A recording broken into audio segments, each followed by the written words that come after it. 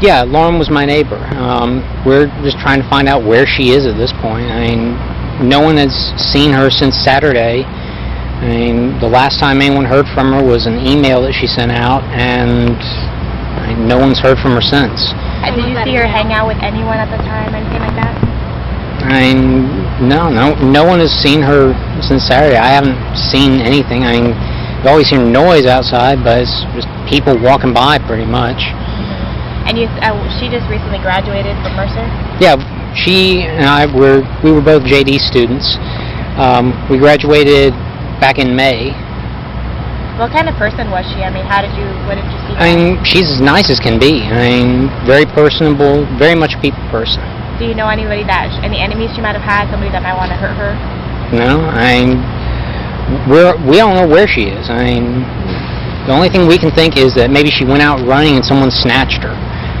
Because we went over. One of her friends had a key. We went inside and tried to see if there was anything amiss, but I mean, she had a door jamb that was sitting right by it, so there was no sign that anyone broke in.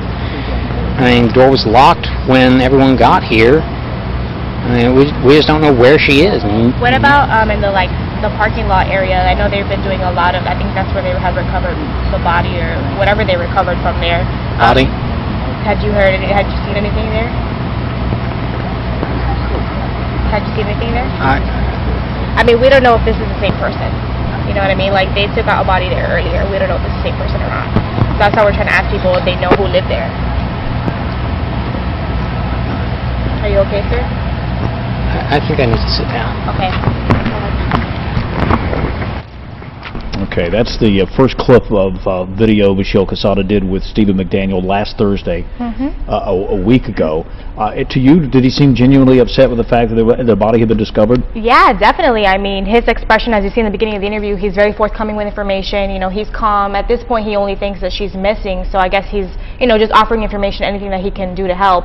And then as soon as I mentioned the body, which I assumed that he already knew since everyone had been out there since 10 a.m. It had been all over the news, all over the web, and I guess he had been pulled in for questioning, and police, I don't know what police have told him, had told him at that time, so I guess no one had informed him that a body was recovered. All right, this second video, what will we see? Okay, so the second video is he actually gets pulled into the AT&T building next door. One of the employees brought him in, I guess, to just relax for a couple minutes after he found out about the news. And then he comes back out maybe 20 minutes later, and I asked him if he was okay, and he came up to me and began talking again. So at this point, our camera started rolling again, and he seemed receptive to it. He was not, he was not upset, saying that he didn't want to talk, so he just started talking again. All right, clip 2 with Stephen McDaniel, Michelle Quesada from last Thursday. Guys? You've been studying for the bar? No one had seen her since Saturday because there's not a whole lot of interaction unless we're doing classes. Right. And she was doing the online version of it. You all studied together, though? We were in, there's two different people, there's two companies that provide it. Kaplan provides it and Barbary provides it. I signed up with Barbary and I've been doing the lectures that they have in the mornings. She was doing the Kaplan online, so I hardly ever saw her. I would see her go out running, but What time would she go out running? I don't even know when. Was it at night or morning? I saw her midday a couple weeks ago. That was the last time I saw her, was coming back from the bar prep on the main campus because we got moved over there for a week or two. But she normally would run. That was a routine that she ran all the time. She had a group that she would go running with. I don't know anyone that would want to hurt her. She was as nice a person as there is.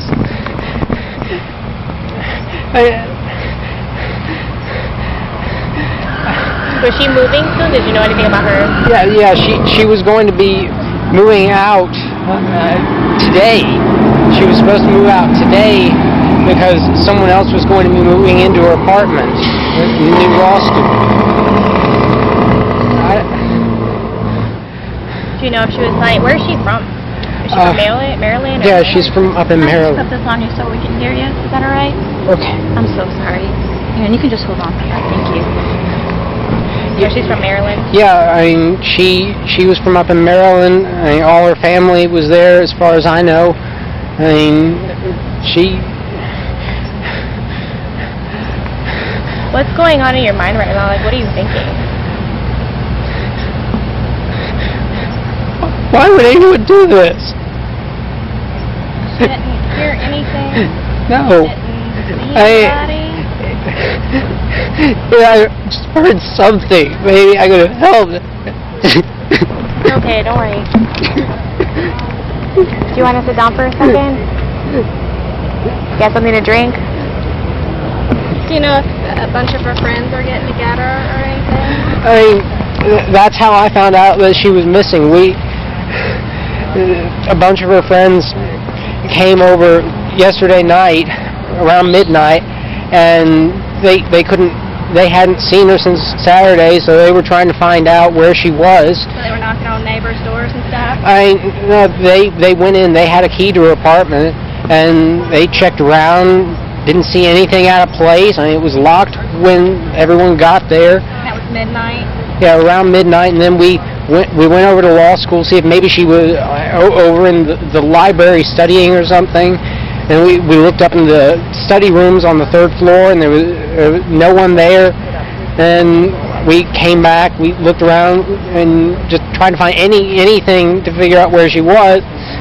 She doesn't have any family in Georgia? I don't know. As far as I know, all of her family is from in Maryland. Have you met her family before? There was one time that I met them. They came down first year. She had a little dog, a little brown dog, that she would exercise out in front of the law school, and it got hit as she was coming across the road. I heard the car hit it and ran out, and she was there crying, and thankfully there was someone who came along who knew a vet or something, and they helped that, and her family came down I think a couple weeks after that or something. I met them just briefly. Right. But Is there a boyfriend or we've been trying to figure out. She has a boyfriend up in Atlanta, but someone called him, and he hadn't heard from her. No one could figure out where she was. Who was the last person to be with her? You said that somebody had seen her on Saturday? Yeah, she went over to a couple friends' house, Garen Mueller and Joe Cairns. They live over on Walnut, and they said that she was over there in the morning, and then that was the last time that anyone we've been able to find out from had seen her. She hadn't mentioned what she was going to do that day or anything? Joe, he got onto her computer last night to see if she had said anything. She'd sent an email out to some people that afternoon talking about like going out to eat or something. And the last thing that there was an email that she sent out after 10 that night where she sent to, I think it was someone in Atlanta, a friend of hers in Atlanta, and she said that she was afraid in her apartment that she thought that someone had tried to break in on Thursday night, and she was afraid to stay in there. But where did you hear that from Joe? He pulled it up, and we read it off the screen. She had said that to a friend in Atlanta? Yeah, I can't remember his name, but... And you hadn't heard anything on Thursday night? No. She never came to you to tell you anything? No, if she had, I could have done something. I could have lent her a handgun. I've got a little handgun that I have for defense. And Or she could have slept over or something? yeah, something. If she was afraid in her apartment, then get her out of there. Is that tried to break in on Thursday? That's what she said in the email. She thought that someone had tried to break into her apartment. She said, like, Macon hoodlums tried to break into my apartment on Thursday night. Is that her car parked there? The Chevy? No. Small car? No, I think that's the detective's car, Detective her car's Patterson. not even there? No, it was here earlier, and they towed it. It'd been there for days, and then they towed it to, I guess, look through, see if there was... But the police. Yeah.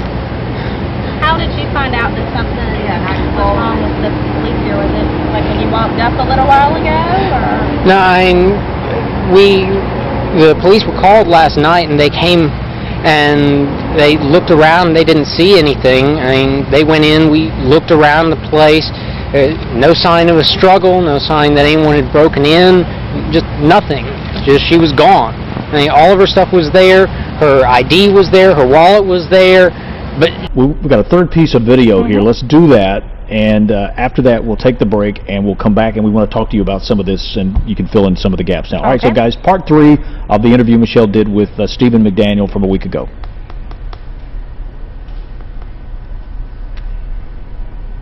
Where's the audio?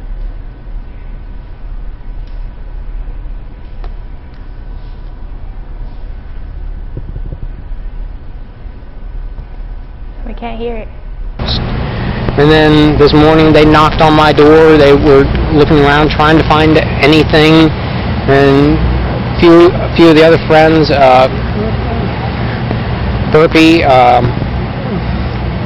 Burpee and Garen and Ashley, they were here. They were here last night, and they'd come back this morning. I just went out and talked with them, and then they moved us all over to the side, and they bussed us all down to the department and kept us there until I got back just a little while ago. Yeah, they took statements trying to find out if anyone had seen anything, if anyone had heard anything, when the last time anyone saw it was. Now, they haven't confirmed, at least not with us, that it was Lauren that they found. Are you holding out any hope right now? I hope, but if they found it on the property somewhere.